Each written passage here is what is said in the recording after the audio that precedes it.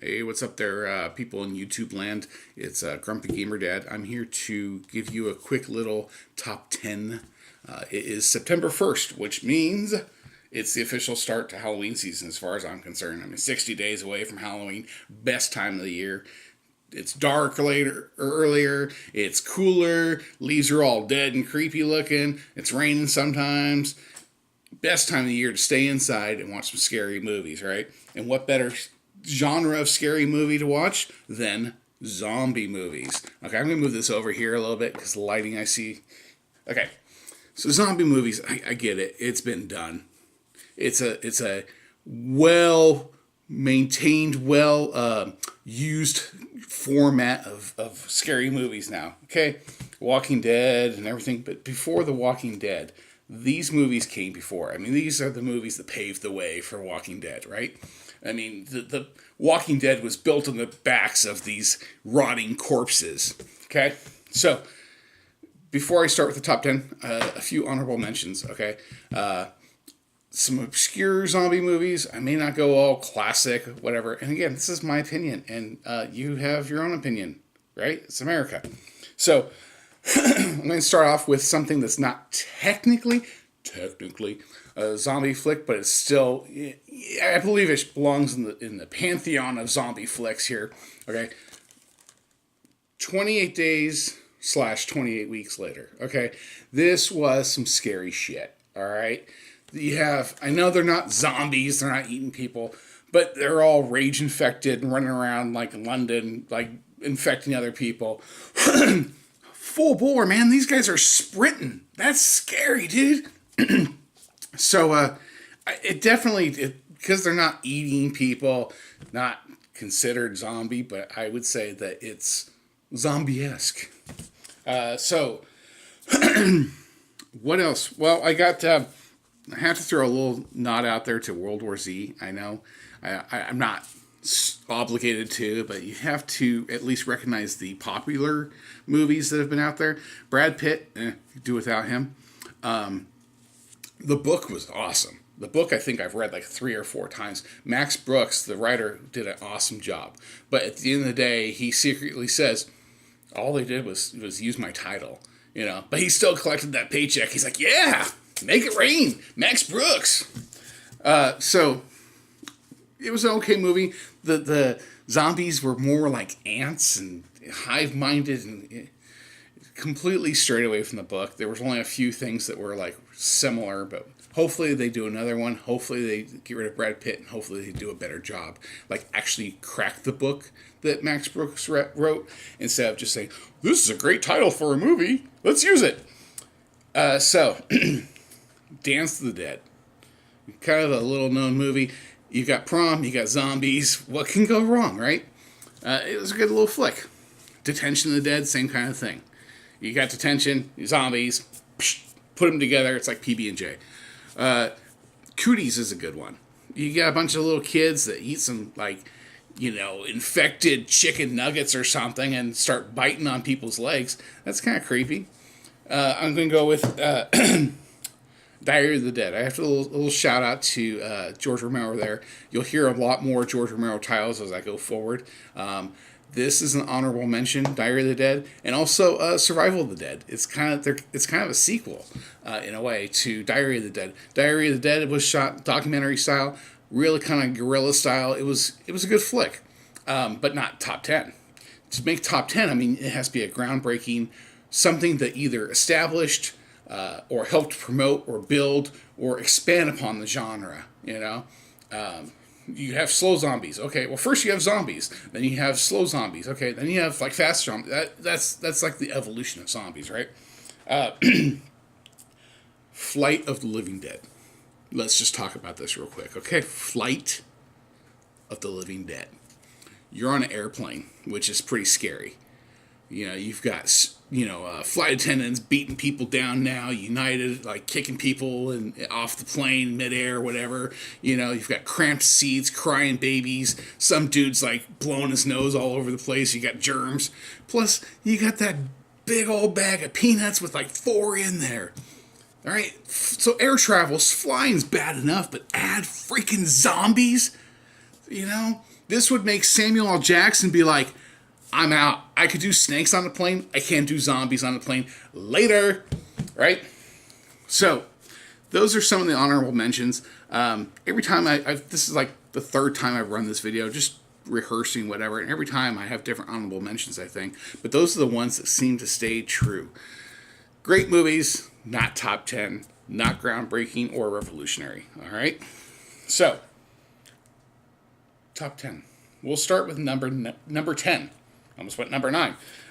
2009, Zombieland. Okay?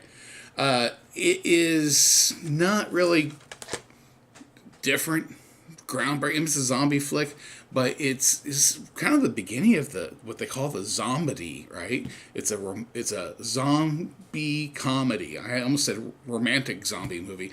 They have that too. Can you believe that? Rom-zom. That's what it's called. Romantic zombie film. I will not be discussing that crap in here. All right. So it's like a buddy picture, right, with zombies. So you got like zombies, and then you got like buddy comedy, road trip type thing. Yeah. Not as much zombie as I'd like, but, you know, the quest for a Twinkie, you'll go through the, you know, hell and back, I guess. So, number 10, Zombieland. Someday maybe we'll get a sequel. Who knows? Number 9, 2002's Resident Evil. The whole Resident Evil series is pretty sound. Mila is hot. I hope I said her name right. The video game was pretty awesome. All right, I remember playing that back in the day. PS1. I actually bought a PS1 specifically for this video game. Back then it was just PS, right? That game was some scary, scary shit. The movie, I get it. You know, it's loosely based. You know, you get some of the same atmosphere, same elements. It spawned like a crap ton of sequels to, I think it's like 6 or something. So, I mean, it's really held up. And especially a movie based on video games, you don't find too many good ones anymore. So, number 8, we're going Quarantine, okay? Quarantine is it's an American remake. It was 2008, or American remake of the Spanish film Rec, R-E-C, which had 4 sequels. I've started watching Rec before. This is almost frame for frame Rec. The only thing is, no freaking subtitles. Come on. At the very least, have it English dubbed, okay? I don't have the time for subtitles. Quarantine also kicked off a sequel. Quarantine 2, Terminal. Again, zombies, planes, bad combination. That's not going to be discussed any further on this list. Number 7, our first Romero movie on the list, Land of the Dead. Okay, I thought this was a pretty sound flick. It discusses, a lot of Romero's movies have a message. Besides zombies, there's a message. You know, greed, corporate corruption. There's a racist theme in one of them. Materialism, whatever. All of them have a message. This had a message besides a badass tank thing, Dead Reckoning. That was awesome, right? Machine guns and missiles and stuff. It had a message about greed. Even though the dead have risen and are eaten living, somehow you still have the rich being rich and the poor being eaten. I don't get it. Great movie. First Romero movie on the list. Won't be the last, I guarantee that. Because we go to number 6. George Romero's Day of the Dead. 1985. Good flick. Zombies Underground, which was pretty creepy. It's about, some scientists and military dudes trying to come to grips, and doesn't end very well. Spoilers, the zombies win this one. So, brings us to the next one. This is number 5. We're on number 5 already. Some of you are like, God, it's taking them that long, like I won't shut up. Some of you are like, only number 5? Wow. This is an important film. The Return of the Living Dead. And I'm going to tell you why. 1985's Return of the Living Dead is very important. Not only did it come out the same year as Day, but John Russo helped write the original Night of the Living Dead, which we'll talk about later, in 1968.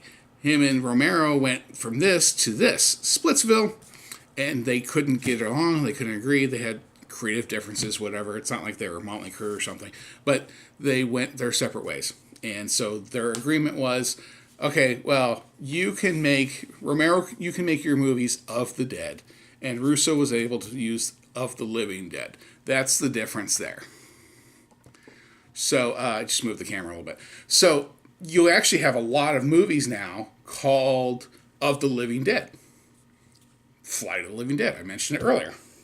So it's an important film. It's also important because it's the very, very first time that zombies ate brains. Before that, they would just eat whatever, people, right? They don't care if it's brain or kidney.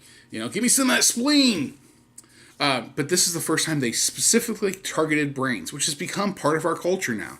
Every time you think zombie, you think brains, right? That came from this film. Very first time.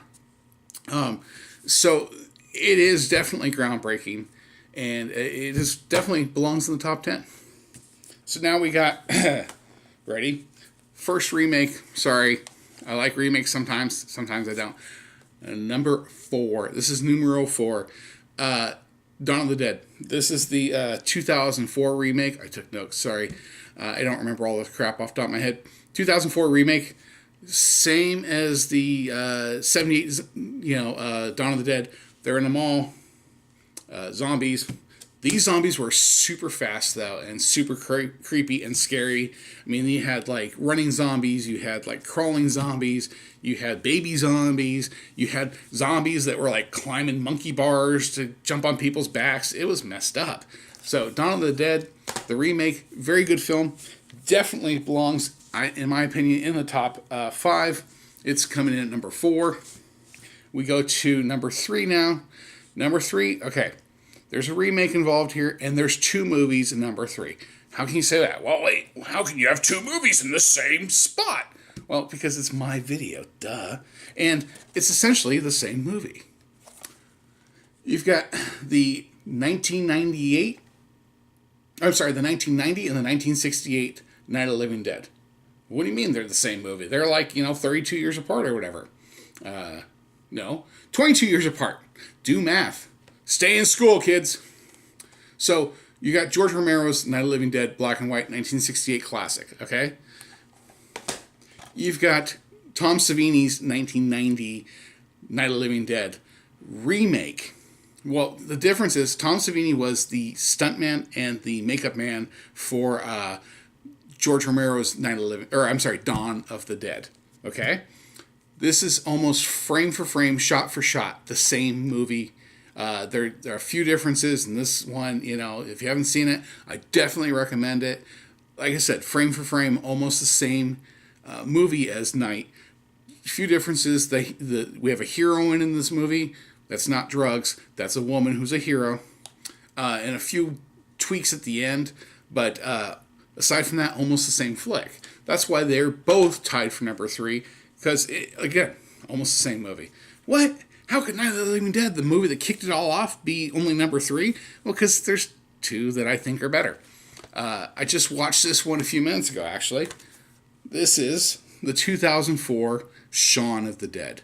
Okay, this takes the comedy version, the comedy factor of zombie movies. We talked about the ComZom. Well, this takes it up to 11. All right, this amp goes to 11. This movie has not only the gore factor, but it's funny as hell. I mean, some of the English humor, it's hard to get, but whatever. It's not like heavy on English humor. They're not all, oh, let's go to the loo, or whatever. I don't know. That's my English impression. It sucked, but I don't do impressions either. So, great movie, Shaun of the Dead. Funny. Lots of references to movies past. For an example, Shaun works at 4A Electrical or whatever. That's the name of the company. Well, that is a throwback to the main character in Dawn of the Dead. So I didn't do the research. I didn't write. I knew it, but I haven't written it down. Whatever. I don't want to give bad facts. Number 1, I'm going to wrap this up real quick. Number 1, because I've talked way too much and no one wants to hear me anymore. 1978 classic, Dawn of the Dead. This movie holds up. in my opinion. I mean, yeah, the makeup and some of the special effects, the zombies were super blue looking, and the blood was super ketchupy looking. I know it wasn't ketchup. Tom Savini was the stuntman on that. He also was the makeup artist on that. I think he did a great job. I really do. This movie is some creepy ass shit. Zombies in a mall. Yeah, a little cheesy in the music, and you know, zombies with bell bottoms is kind of scary in itself. But that movie, I think, holds up big time, even to today's standard, better than the remake, and that number one on my list. So this is Grumpy Gamer Dad. I am finishing up. You guys can, stop listening now and stay scared, as George Romero used to say.